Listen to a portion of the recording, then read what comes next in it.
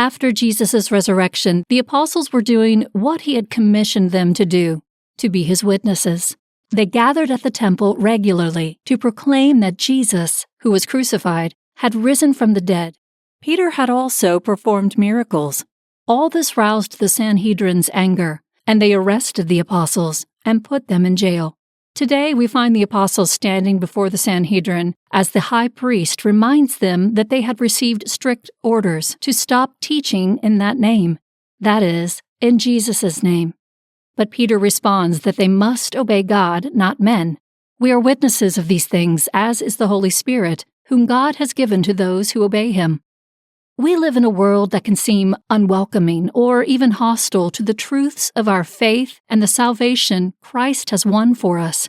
Persecution looks different in different parts of the world, but still exists, and is sometimes deadly.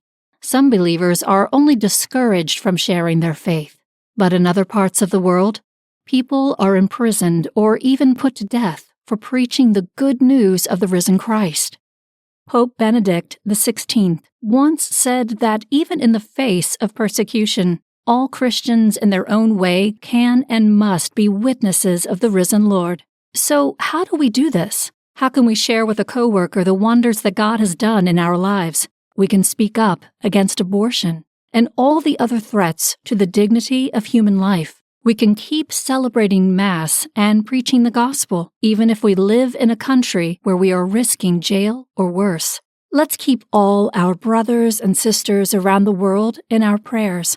Let's remember that we all have the Holy Spirit to guide us and give us the courage to proclaim the risen Lord. Peter said that God has given his Holy Spirit to those who obey him, and today's gospel tells us that he does not ration his gift of the Spirit.